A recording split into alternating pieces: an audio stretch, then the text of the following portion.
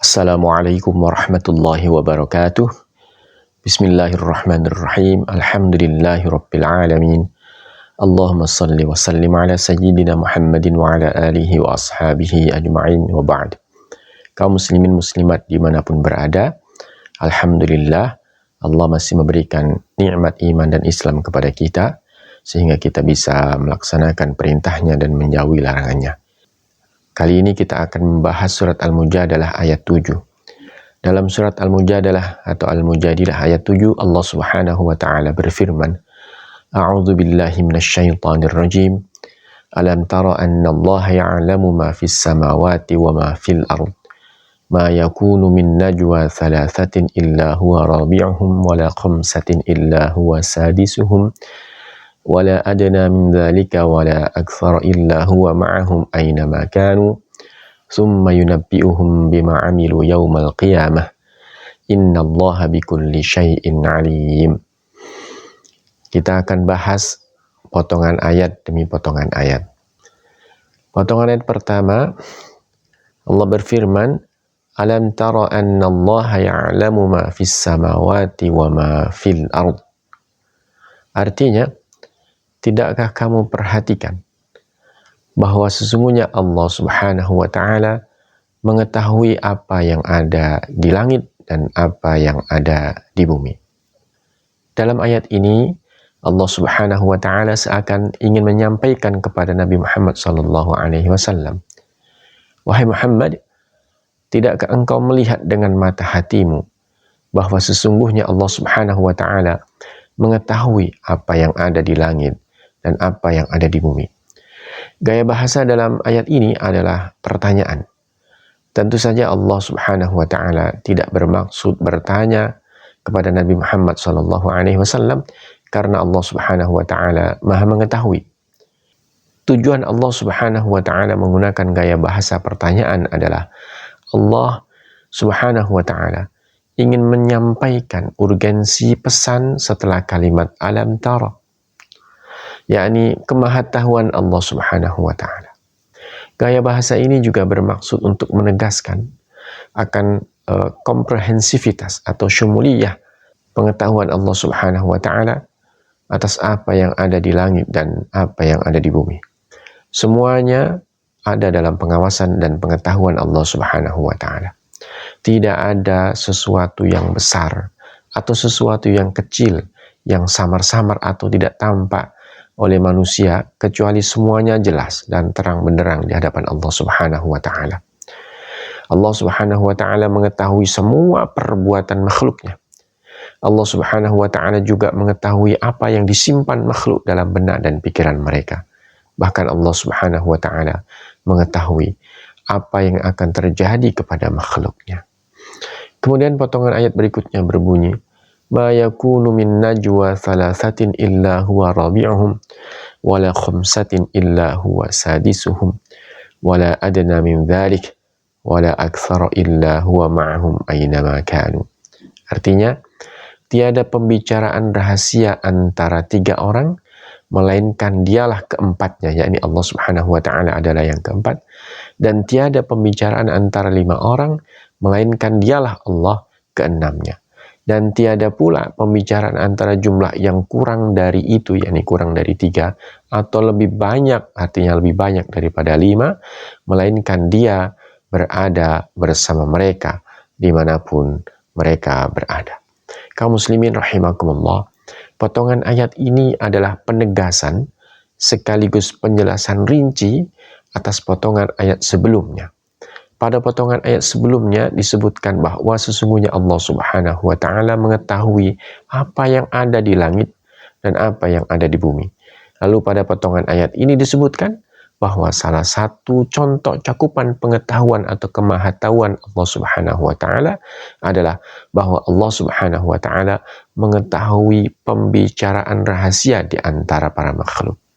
Kaum muslimin rahimakumullah, Allah tetap akan Maha mengetahui apapun yang makhluk lakukan dan apapun yang makhluk bisikkan. Bahkan Allah Subhanahu wa taala juga mengetahui apa yang disembunyikan oleh makhluk. Meskipun mereka berada dalam perut bumi, Allah Subhanahu wa Ta'ala tetap mengetahui apapun yang berkaitan dengan diri makhluk. Kenapa? Karena pengetahuan Allah Subhanahu wa Ta'ala bersifat sempurna. Kemudian, pengetahuan Allah Subhanahu wa Ta'ala tidak berkurang akibat perbedaan jarak atau waktu. Seberapapun jarak menurut pandangan manusia atau seberapapun jadul atau lampau waktunya, sesungguhnya Allah Subhanahu wa Ta'ala tetap maha mengetahui apapun yang berkaitan dengan hambanya. Jarak atau tempat atau waktu tidak membatasi pengetahuan Allah Subhanahu wa Ta'ala. Karena apa? Karena waktu, tempat, jarak juga merupakan makhluk Allah Subhanahu wa Ta'ala. Mereka diciptakan oleh Allah Subhanahu wa Ta'ala. Dengan demikian Allah Subhanahu wa Ta'ala mengetahui detail tentang jarak, tentang tempat, dan tentang waktu. Lalu pertanyaannya adalah, kenapa Allah Subhanahu wa Ta'ala memilih angka 3 untuk disebutkan di dalam surat Al-Mujadalah atau Al-Mujadilah ayat 7 ini, dan kenapa Allah Subhanahu wa Ta'ala memilih angka 5? Setidaknya ada 2 alasan berdasarkan apa yang disampaikan oleh Al-Alusi dalam tafsir Ruhul Ma'ani. Yang pertama, pada zaman Nabi Muhammad SAW ada sekelompok orang munafik yang sering berjalan di belakang kaum muslimin. Kemudian mereka sering berbisik-bisik membicarakan kaum muslimin. Biasanya orang-orang munafik ini terdiri dari 3 orang sampai 5 orang. Disebutkan dalam riwayat Ibnu Abbas radhiyallahu anhu bahwa ayat ini turun berkenaan dengan 3 orang, yakni Rabi'ah bin Amr, kemudian Habib bin Amr, kemudian Safwan bin Umayyah. Suatu hari mereka bertiga bercakap-cakap. Salah satu di antara mereka berkata, bukankah Allah Subhanahu wa Ta'ala mengetahui apa yang kita bicarakan? Lalu salah satu di antara mereka berkata, Allah hanya mengetahui sebagian yang kita bicarakan, dan ia tidak akan mengetahui sebagian yang lain. Lalu salah satu di antara mereka pun berkata dan menimpali, seandainya Allah Subhanahu wa Ta'ala mengetahui sebagian yang kita bicarakan, maka Allah Subhanahu wa Ta'ala pasti mengetahui seluruh yang kita bicarakan. Kenapa? Karena siapapun yang mengetahui sebagian tentang sesuatu tanpa sebab, maka ia dapat mengetahui keseluruhan sesuatu itu. Nah, 3 orang ini melakukan dialog seperti itu, dan disebutkan oleh Ibnu Abbas, percakapan 3 orang ini kemudian menjadi sababun nuzul ayat yang kita bahas saat ini. Kemudian alasan yang kedua disebutkan oleh Al-Alusi. Sesungguhnya Allah Subhanahu wa Ta'ala bermaksud menampakkan kebiasaan yang terjadi di antara orang yang berbisik-bisik. Jumlah mereka, yakni orang yang berbisik-bisik, biasanya berkisar antara 2 orang hingga 5 orang. Perbuatan bisik-bisik ini biasanya diawali oleh 2 orang, sebagaimana disebutkan dalam ayat ini, yakni wala adna min dzalika, yakni lebih sedikit daripada 3. Dan pembicaraan ini biasanya juga dilakukan lebih dari 3 orang, lebih dari 2 orang, yakni 5 orang bahkan lebih. Terlepas dari pembicaraan rahasia orang-orang munafik, pemilihan angka 3 dan 5 dalam ayat ini bukan tanpa maksud, dan tentu menarik untuk diulas. Bila kita amati orang yang membicarakan sesuatu dalam musyawarah, maka kita akan dapati bahwa akan baik kalau jumlah mereka bersifat ganjil. Kenapa? Karena saat jumlahnya ganjil, apabila terjadi deadlock, maka orang yang terlibat dalam pembicaraan itu atau musyawarah tertentu bisa mengambil jalan keluar dengan cara melakukan voting. Kaum muslimin rahimakumullah, meskipun kalau kita lihat misalnya pada zaman Umar bin Khattab radhiyallahu anhu, Umar pernah melakukan musyawarah yang melibatkan hanya 6 orang ketika ia membicarakan tentang suksesi atau orang yang melanjutkan dirinya setelah ia tidak lagi menjadi khalifah. Namun demikian, Umar tetap melibatkan Abdullah bin Umar, yakni putranya, untuk ikut dalam musyawarah itu meskipun Abdullah bin Umar tidak memiliki hak suara. Kaum muslimin rahimakumullah, Kemudian potongan ayat berikutnya berbunyi illa huwa ma'ahum aynama kanu. Illa huwa ma'ahum aynama kanu, artinya melainkan dia, yakni Allah Subhanahu wa taala, bersama mereka, yakni bersama para makhluk yang melakukan pembicaraan, aynama kanu, dimanapun mereka berada. Maksud ayat ini adalah pengetahuan Allah Subhanahu wa taala senantiasa bersama makhluknya. Allah Subhanahu wa taala senantiasa mengetahui apapun yang berkaitan dengan makhluknya. Nah, Imam At-Tabari mentakwil ayat ini dan mengatakan bahwa yang bersama dengan makhluk adalah ilmu Allah Subhanahu wa taala. Mengapa salafus salih mentakwil ayat ini? Menurut hemat kami, karena awal ayat ini dibuka dengan penegasan bahwa ilmu Allah meliputi apa yang ada di langit dan di bumi. Lalu ayat ini juga ditutup dengan penegasan cakupan ilmu Allah Subhanahu wa taala. Bahkan penegasan di penghujung ayat ini diawali dengan kata taukid, yakni kata menguatkan bahwa Allah Subhanahu wa taala mengetahui segala sesuatu. Atas pertimbangan ini mungkin At-Tabari menetapkan bahwa yang bersama dengan makhluk adalah ilmu Allah Subhanahu wa taala. Ala kulli hal, terkait perbedaan takwil atau tidak ditakwil, yang paling penting adalah kita meyakini bahwa Allah Subhanahu wa taala senantiasa mengawasi kita. Allah Subhanahu wa taala senantiasa mengetahui apapun yang ada di dalam diri kita. Kita tampakkan atau tidak kita tampakkan, Allah Maha mengetahui. Bahkan Allah Subhanahu wa taala mengetahui apa yang akan terjadi dan belum pernah kita pikirkan. Kaum muslimin rahimakumullah, potongan ayat berikutnya berbunyi, "Tsumma yunabbi'uhum bima 'amilu yaumal qiyamah."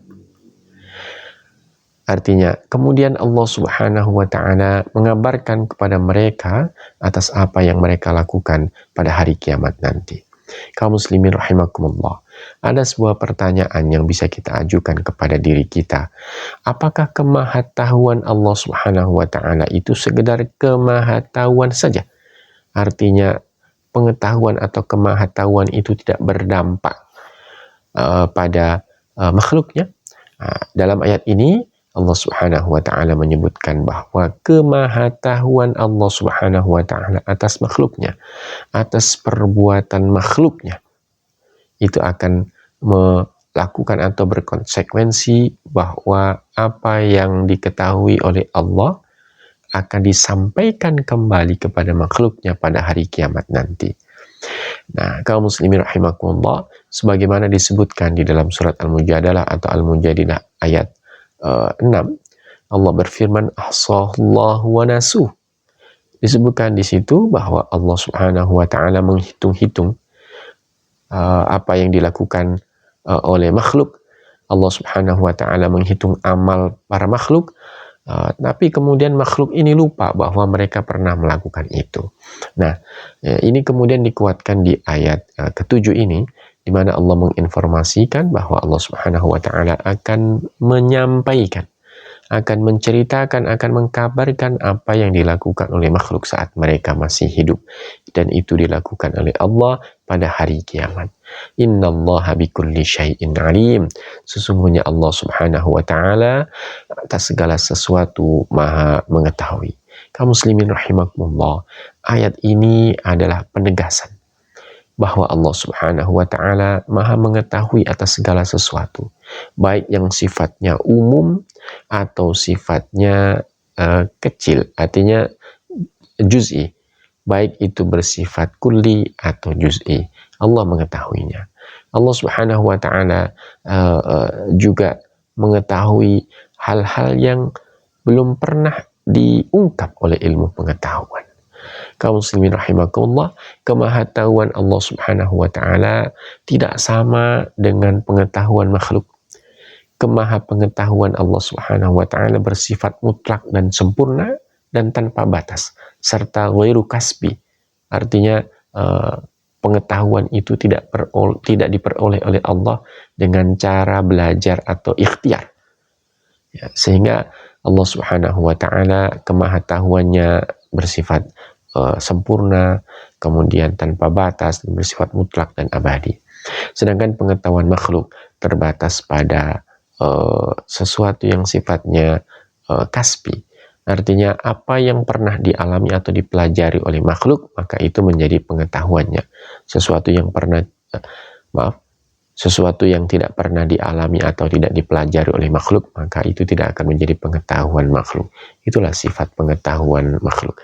Karena makhluk memang senantiasa memiliki banyak kekurangan. Hanya Allah yang maha sempurna. Semoga bermanfaat. Wassalamualaikum warahmatullahi wabarakatuh.